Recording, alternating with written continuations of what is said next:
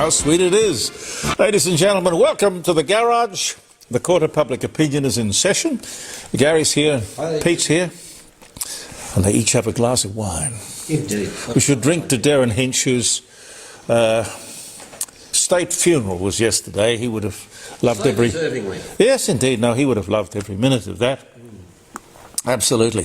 I thought what we might do is from time to time begin our little discussion or rant or whatever you want to call it with a quote for the day. Tony Abbott said this, just stuck out to me.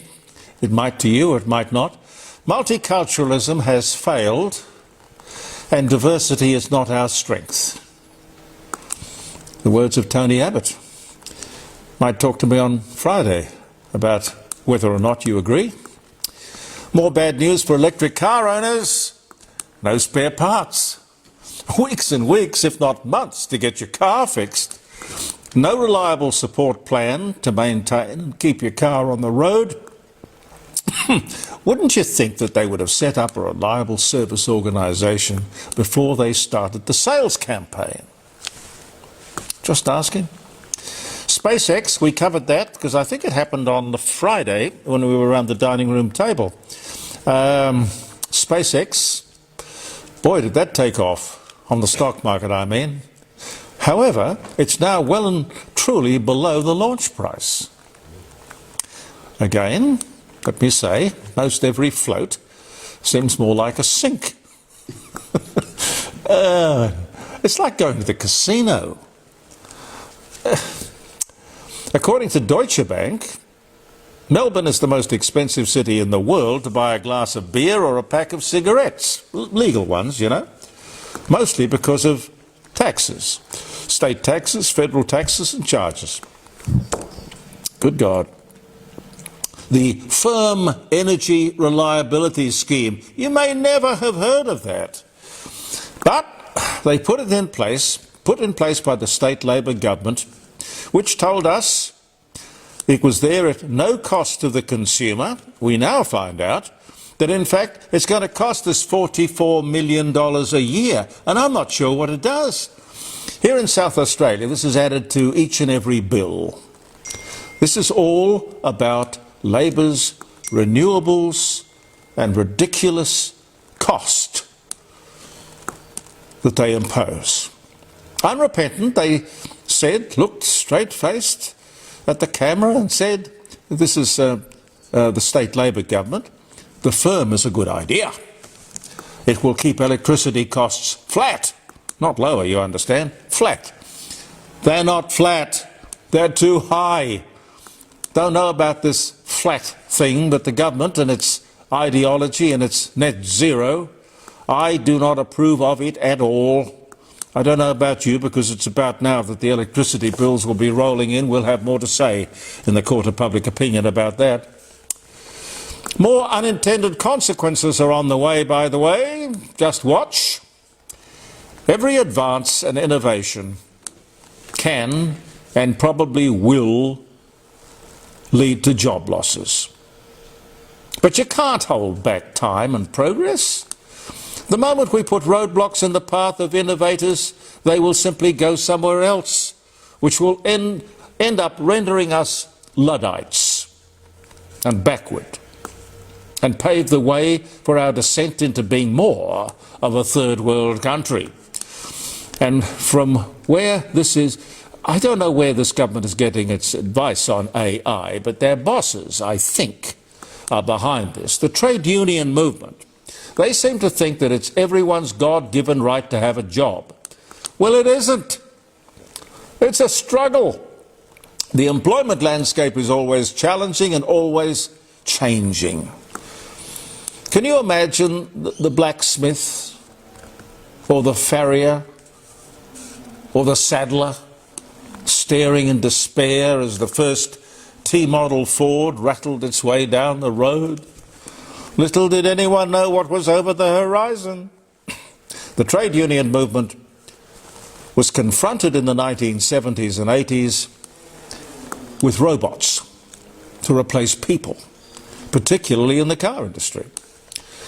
And the reason for that was the trade union movement had done such a great job of pricing people out of a job that those jobs simply disappeared. The trade union movement is an impediment to employment. It's not a support, not an addition or an adornment. They literally take jobs because they make us uncompetitive. Of course, manufacturers will turn to robots and AI and technology and overseas. Why the hell wouldn't they? Make no mistake, this Prime Minister and his government have been given their riding instructions ahead of the Labour Party's conference coming up very soon. They've been told what to do and when and how. Nothing's changed since back in the dark old days of the 50s and 60s when Labour and the trade union movement worked very closely together. The Labour Party has now been told by the trade union movement that workers must be consulted, must get approval before a business can incorporate AI in their structure. Now that's unbelievable. It's unworkable, it's stupid, it's socialist communism nonsense. They must really want us to end up as a third world country, somewhere maybe just above Cuba, perhaps. They must understand that every advanced innovation is going to cost and create jobs. Be on the right side of history. You know, I admire innovation and technology. I don't altogether understand it, but I am certainly a fan. Use AI, benefit from it. This is global. Look at China and India. You want the world ruled, dominated by India and China?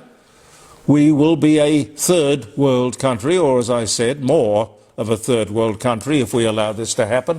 If the trade union movement had been in charge when the internet came along, can you imagine? They would have banned it. You can't have email. The Postal Workers Union will never allow it. People won't use the mail. The postie will be out of a job. The world moves on, and we have to move on with it. Or where will we be? You know? I mean, I live up here at the end of my garage in, is it the last century or the one before it? I think the one before it. Something like that. The arm is a deep way. Yeah, but you've got to pick and choose with this technology stuff. The government has at last delivered on its response to the inquiry into Islam, mostly Islamophobia. Evidence taken all over Australia from various Islamic associations. 54 recommendations, I think. The government has accepted 35 of them. One of the recommendations which I found very strange was they want various anti-terrorism measures to be wound back. Why? Why would Muslims want less anti-terrorism activity or measures? I would suggest we need more, not less. Look, I know in a Christian liberal democracy such as we have here in Australia, not everyone reads the Bible. Not everyone takes orders via the Ten Commandments. On the other hand, some people do. When it comes to the Quran, the same thing I'm sure applies. But if one was to take some of the stories and passages literally from the Quran, where Muslims are told by Muhammad to kill the infidel wherever and whenever you can, that's a quote, you could be forgiven for thinking that this is a book, if followed literally, that would lead to terrorism. This is the religious word of God. Depending on how religious one is, I suppose. You can't gild the lily. And I've said this before, it's obvious. Not every Muslim is a terrorist, but it seems that almost every terrorist is a Muslim. Then you have other practices, some of which are religious, some are cultural, female genital mutilation, underage marriage, polygamy, lack of freedom extended to women, all probably illegal under Australian law, but that doesn't mean they're not practiced. Muhammad suggests that it's perfectly okay to take a bride as long as she, Pete, was it over 6? 9. Over 9. He married a girl at 6 years old. She was a gift Oh, to him, but wasn't consummated till she was 9. I see. All right. At 9 they're considered adult. Right. Well, then on top of all of these cultural differences, you have, of course, centuries-old hatred of Jews and Christians. It's there as well. We are the infidel. It says so. It's a big, wide, wonderful world, and I know that I would not want to really go and live in an Islamic country, but that's my choice. I would not like the lack of human rights, women's rights and freedoms, for example. But when you come to a country like Australia, which has a completely different way of life, a cultural difference that would be hard to understand, at least in the beginning, how do you put these cultures together and expect there not to be trouble? It's a very important question. I'm for freedom. I think people should be able to come to Australia from anywhere in the world, from any religious background, as long as it's legal and they're following the process and procedures.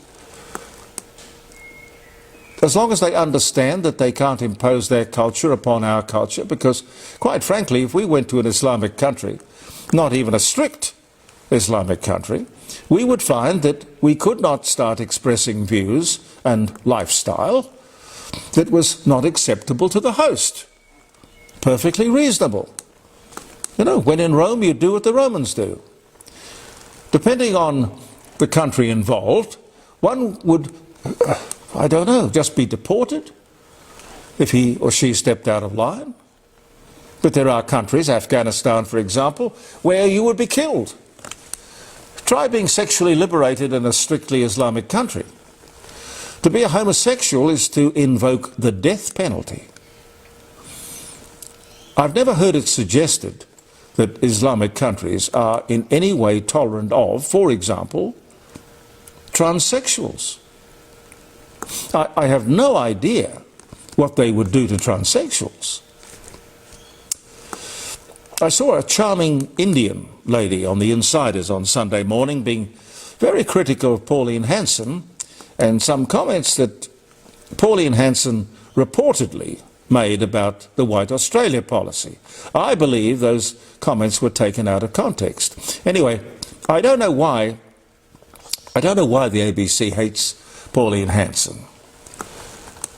But to this Indian lady, I would say the White Australia policy was a highly discriminatory regulation put in place by a Labor government at the behest of the trade union movement because they didn't want cheap black labour coming in and taking jobs. That would be the job of the trade union movement, to speak up.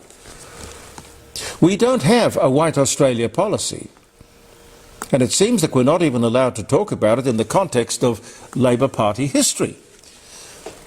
Yet if I said to that Indian lady, would you please, not that she'd have to answer me, but would you please justify the caste system that you have in India, where you have various castes where people are completely unable to move between them? Prejudice, I would say extreme prejudice. Particularly if you happen to be an untouchable. Imagine being born with that label. And because you were born into that caste, you were regarded for the rest of your life as untouchable. I hear no criticism about the system. I haven't heard Penny Wong say anything about it. I haven't heard the United Nations say anything about it. It's been there forever. We're not even allowed to talk historically about the White Australia policy, even though it's been abolished, without being condemned. I find that quite extraordinary. And by the way, Pauline Hanson can have a European holiday, for God's sake. She's paying for herself. One of her best friends and supporters is Gina Rinehart. So bloody what? I wonder what the Liberal Party and the Labour Party and the Greens are so frightened of with regard to Pauline Hanson. Are you worried about your jobs, perhaps? Just a thought. Happy birthday if you're having a birthday. I don't know how close to our time limit we are, Pete, but... Okay. It's July the 21st. Happy birthday. Happy wedding anniversary. National Junk Food Day. Oh my God. Oh my God.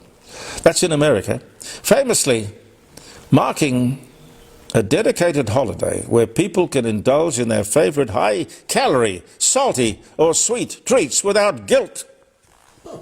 Yes. It is also National Lamington Day. Oh, hey, Yum, yum. we had some last week. We had around the dining room table. Caroline bought some Lamingtons for us. Anthony Fokker, the young Fokker, establishes his new aircraft company, the Dutch Aircraft Factory of Amsterdam. 1919 was the year, and the Fokker was a very successful German aeroplane. First World War. The Fokker was up against the... Yeah, you got me on that one. Oh, I'll think of it. Anyway, Cat Stevens, British singer-songwriter, Peace Train, Moonshadow, born in London, England on this day in 1948. Cat Stevens. To prove his contention that air power was superior to sea power, US Colonel William Mitchell, after whom, by the way, the Mitchell bomber is named, demonstrates how bombs from planes can sink a captured German battleship. This was the day. 1921 was the year. No, it wasn't during the war. It was during the Depression. It was a heavy fog in New York, and a Mitchell bomber flew into the Empire State Building. Got stuck right there. I'm not sure the damage or death. I've just thought of the aircraft that was up against the Fokker. It was the Camel. Really? Yeah. That's in Sopwith Camel. Okay. The That was a biplane. It was. I think they were both biplanes. Okay. First World War. Yep. They're both biplanes.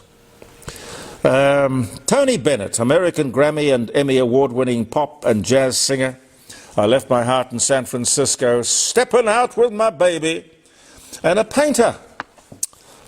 He dies at the age of 96 on this day in 2023. Frank Sinatra said he was the finest singer in the world. And he would know. Frank would know. Neil Armstrong and Buzz Aldrin stepped outside the lunar module, completing the first ever moonwalk on this day in 1969.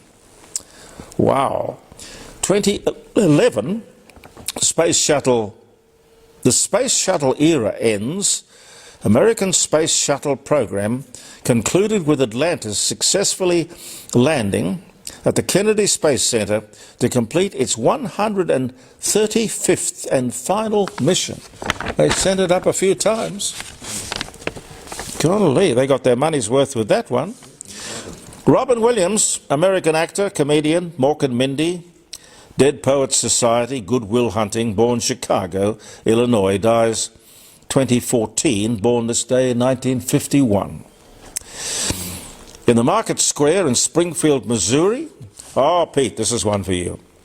Wild Bill Hickok shoots and kills Davis Tutt in what is regarded as the first true Western showdown. Gunfight. 1865 was the year, just after the Civil War. 1972 in New York, 57 murders occurred in 24 hours. It was a record. Maybe they were trying to set one. Australian tennis star Leighton Hewitt, whose son is doing pretty well in tennis. Cruz, they call him, is it? Dead ringer for his father. Yeah. Anyway, he was 24. He weds Australian home and away TV actress Beck Cartwright. She was 22.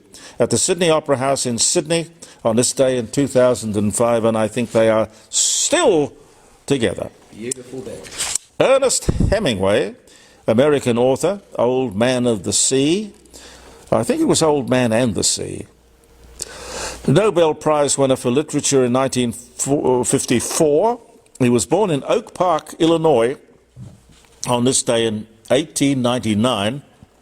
He died in 1961. USS Seawolf launches as the first submarine powered by liquid metal-cooled nuclear reactor. 1955. Well, that's a technology that's tried and true, isn't it? They're all still here. Been around forever. Test cricket. First played at Lord's, 1884. How much time have we got, Pete? Well, Victoria's Secret model. Well, I think that should be Victoria's Secret model. They don't hide very much, those models.